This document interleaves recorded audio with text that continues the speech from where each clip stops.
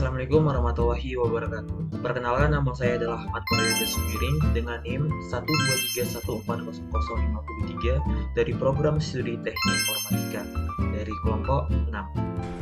Perkenalkan, nama saya Lia Hanifisah Smita dengan NIM 123450089 dari Prodi Sains Data dari kelompok 6. Nama saya Sanya Diwasari dengan NIM 123450086 dari program studi Sains Data kelompok 6 Agama Islam R15.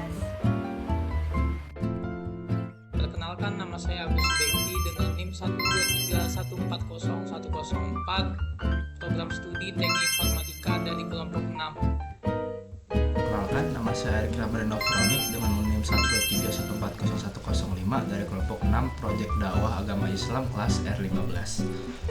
Dengan NIM 1231407 dari kelompok 6 Agama R15 dan berasal dari Prodi Teknik Informatika.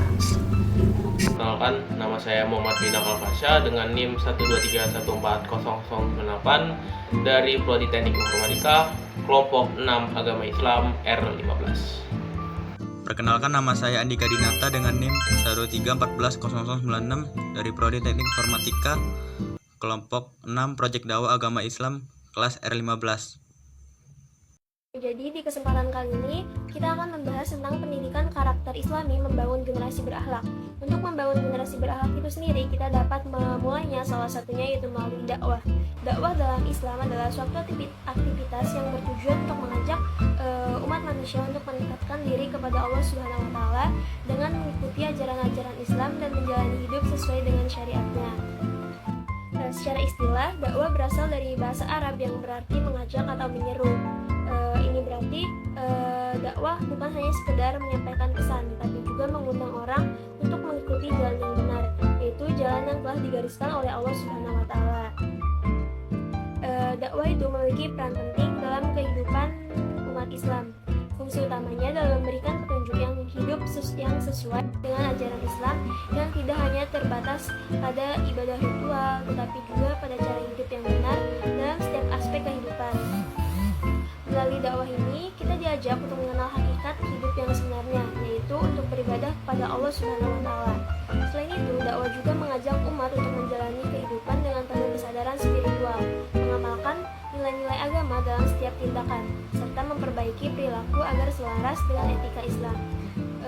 Tujuan akhir dari dakwah ini sendiri adalah untuk mendekatkan diri kepada Allah, meningkatkan kualitas ibadah, serta menciptakan masyarakat yang lebih baik yang hidup sesuai dengan prinsip-prinsip Islam. Dengan dakwah, kita diharapkan dapat membimbing diri dan orang lain menuju kehidupan yang lebih mulia, penuh kasih sayang, dan dekat dengan Allah Subhanahu wa taala. Dakwah memiliki peran penting dalam membentuk karakter dan perilaku umat, terutama dalam memperkuat akhlak mulia. Dalam pelaksanaannya, dakwah dapat dilakukan dengan berbagai cara, seperti melalui ucapan, yaitu dakwah bil lisan, contohnya seperti ceramah, khutbah, diskusi, atau nasihat langsung.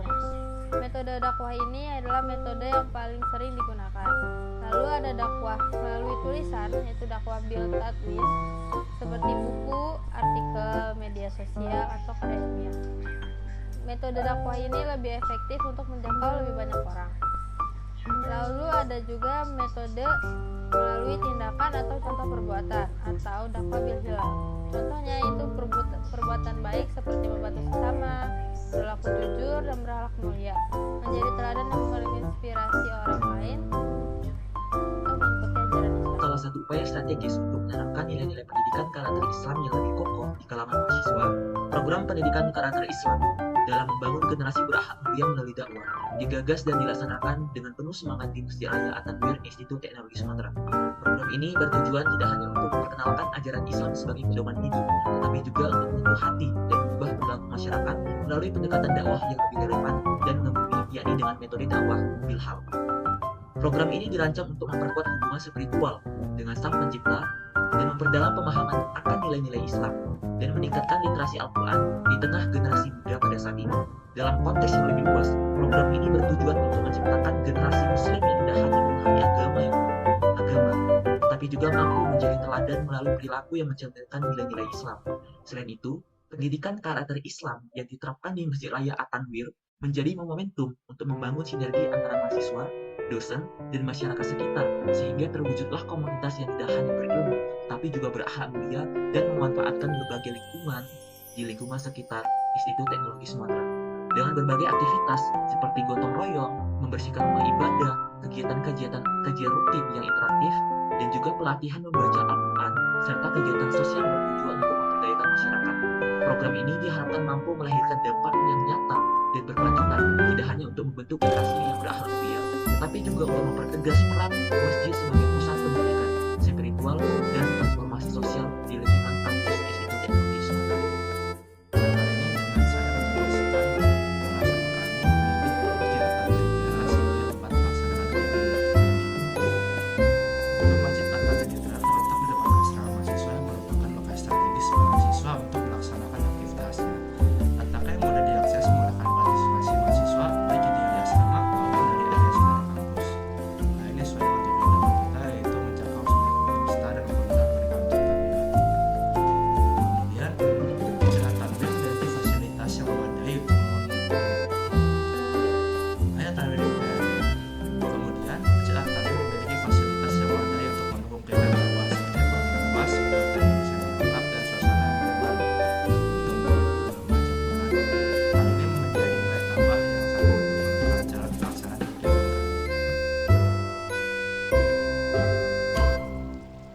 Alasan tersebut, saya merasa Masjid At-Tanwir ITERA adalah tempat yang tepat untuk pelaksanaan kegiatan dakwah ini. Semoga doa ini dapat mendukung tujuan dakwah kita, yaitu memberikan manfaat yang sebesar bagi mahasiswa dan masyarakat. Pendidikan karakter Islam membangun generasi berakhlak mulia melalui dakwah. Kegiatan dakwah ini berfokus pada 3 hal utama. Yang pertama yaitu kebersihan masjid. Ini kami lakukan melalui kegiatan yang bernama Masjid Berseri Ibadah Berarti. Di sini kami melibatkan mahasiswa dan komunitas lokal dalam menjaga kebersihan masjid. Dan yang kedua, peningkatan keimanan melalui pembacaan dan penghayatan surat Yasin. Ini kami lakukan dalam kegiatan yang berjudul Al-Quran dalam Jiwa. Lalu yang ketiga, yaitu peningkatan literasi Al-Quran melalui pembelajaran surat-surat pendek serta pembahasan tafsir dan makna. Ini kami lakukan melalui kegiatan yang berjudul Iqra' Kickstarter. Di sini ada pun tujuan dari kegiatan yang kami lakukan, antara lain menumbuhkan kesadaran mahasiswa dan masyarakat untuk menjaga kebersihan masjid sebagai tempat ibadah. Dengan begitu, lingkungan masjid menjadi lebih banyak, nyaman, dan khusyuk untuk beribadah. Selain itu, kami juga berusaha memperkuat keimanan mahasiswa dengan mendalami isi Al-Quran, melalui surat Yasin dan surat-surat pendek, sebagai bentuk pendekatan diri kepada Allah SWT. Tak hanya itu, kegiatan ini juga bertujuan meningkatkan literasi Al-Quran agar mahasiswa mampu memahami dan mengaplikasikan nilai-nilai ajaran Al-Quran dalam kehidupan sehari-hari. Kesadaran akan pentingnya kebersihan masjid ini, di mana mahasiswa dan masyarakat itu bisa memahami bahwa menjaga kebersihan masjid itu adalah bagian dari tanggung jawab bersama. Di mana kebersihan masjid bukan hanya soal kenyamanan, tapi juga mendukung kebersihan ibadah. Nah, dengan membaca dan memahami dan menghayati isi Al-Quran juga, contohnya surat Yasin dan surat-surat pendek, mahasiswa dan masyarakat juga dapat mendekatkan diri kepada Allah SWT, yang menjadikan kegiatan ini sebagai momen refleksi spiritual untuk memperkuat hubungan dengan Sang Pencipta. Untuk tujuan yang meningkatkan literasi Al-Quran, ini bisa membantu mahasiswa mengaplikasikan nilai-nilai Al-Quran dalam kehidupan sehari-hari, seperti ketiduran, kebersamaan, dan kemuliaan. Output dari kegiatan yang sudah dilakukan adalah kegiatan 1, Masjid Berseri Ibadah Berarti. Setelah kebersihan masjid dilakukan, masjid menjadi lebih bersih dan nyaman untuk digunakan beribadah. Tidak hanya itu, sukarelawan yang terlibat memahami pentingnya menjaga kebersihan sebagian dari iman melalui kegiatan ini. Kegiatan 2, Al-Quran dalam Jiwa. Mahasiswa mampu membaca dengan tartil yang benar serta mendalami makna yang terkandung di dalamnya melalui penghayatan dan pemahaman tafsir.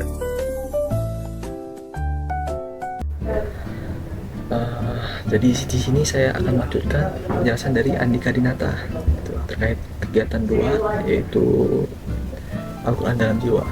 Jadi dalam kegiatan ini diharapkan mahasiswa mampu membaca dengan arti yang benar serta dari makna yang terkandung dalam melalui penghayatan tafsir. Yang diharapkan juga itu memotivasi mahasiswa untuk mengaplikasikan pesan-pesan yang terkandung dalam surat Yasin ini di kehidupan sehari-hari. Itu kegiatan 2, yaitu Al-Quran dalam jiwa. Ya, lanjutkan kegiatan 3, yaitu Iqra the Kickstarter. Bukan hanya sekedar menghafal, tapi mahasiswa belajar tentang pelafasan dan makna dari surat-surat pendek yang sudah dibaca. Itu yang kita harapkan dari ini, itu Iqra membaca, tapi tidak hanya membaca bahasa Arabnya yang belum tentu kita pahami, kita memahami maknanya juga. Itu yang kita harapkan dari kegiatan-kegiatan ini. Dan yang terakhir, saya ikut membaca Yasin dan surat-surat pendek. Mungkin itu saja kontribusi saya. Kontribusi saya adalah dalam upaya menemakan pendidikan karakter Islam dalam membangun generasi berakhlak mulia melalui dakwah, yaitu saya sebagai ketua kelompok dalam dakwah ini, yang mana saya bertanggung jawab untuk memimpin dan membimbing dan mengarahkan tim dalam menyampaikan nilai-nilai Islam dengan cara yang bijaksana, relevan dan menyentuh hati. Peran ini menurut saya untuk menjadi teladan dalam akhlak perbuatan, memastikan bahwa setiap anggota merasa didukung, termotivasi dan memiliki ruang untuk berkontribusi dalam kegiatan dakwah. Saya juga berperan dalam merancang program dakwah yang efektif, mengkoordinasikan tugas-tugas, serta menjalin sinergi antara anggota kelompok dengan masyarakat agar pesan dakwah dalam diterima dengan baik melalui pendekatan yang kolaboratif. Saya berharap dalam membangun lingkungan yang penuh dengan semangat ukhuwah Islam dan memperkuat imam di setiap lingkungan Muslim di Darul Sumatera dan mendorong perubahan positif yang nyata di kalangan mahasiswa Muslim dan non-Muslim. Setelah itu kontribusi saya sebagai anggota kelompok ini, saya berperan sebagai divisi operasional, di mana divisi operasional ini saya mengatur perlengkapan, memberikan ketersediaan alat-alat membersihkan samping packing dan lainnya. Saya juga membantu dalam melakukan membersihkan masjid, area masjid, seperti menyapu dan membersihkan karpet. Sekian kontribusi saya dan penjelasan. Kontribusi saya dalam kegiatan ini adalah saya berperan sebagai bendahara. Lalu saat melakukan kegiatan, saya melakukan pembersihan kamar mandi perempuan bersama dengan suaminya dan mengepel teras masjid serta menyapu lingkungan. Oke, jadi di kegiatan kali ini saya berperan sebagai sekretaris. Maka itu saya melalui daftar barang-barang apa saja yang dibutuhkan untuk sumbangan masjid. Dan saya juga membeli beberapa barang yang akan digunakan untuk membersihkan masjid, dan saya membeli makanan sebagai bentuk rasa terima kasih kepada sukarelawan yang datang untuk ikut serta membaca Yasin dan surat pendek. Saya juga pada kegiatan pagi saat membersihkan masjid, saya membersihkan kamar mandi perempuan bersama rekan saya. Saya mengepel lantai teras masjid juga.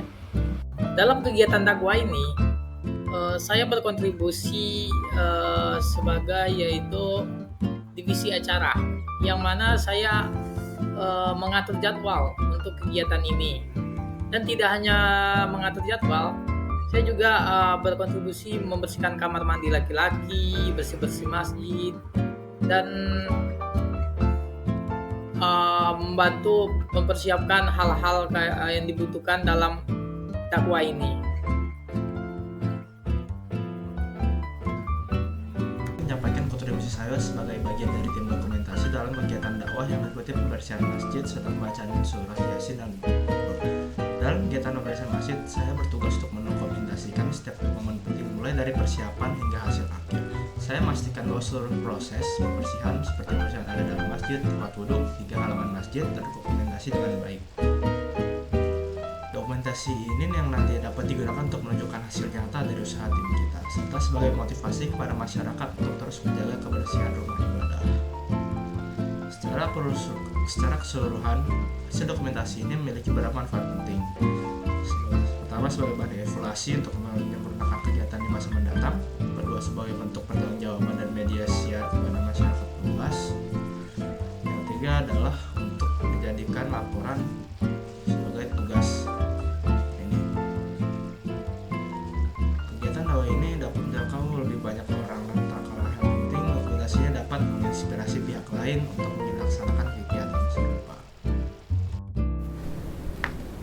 divisi musik saya sendiri sebagai divisi korla, dan saya juga membantu mengepel dan sedikit membantu sektor lain ya. Tapi itu terlalu dikit masukan, dianggaplah saya hanya sebagai korla dan mengepel saja. Oke.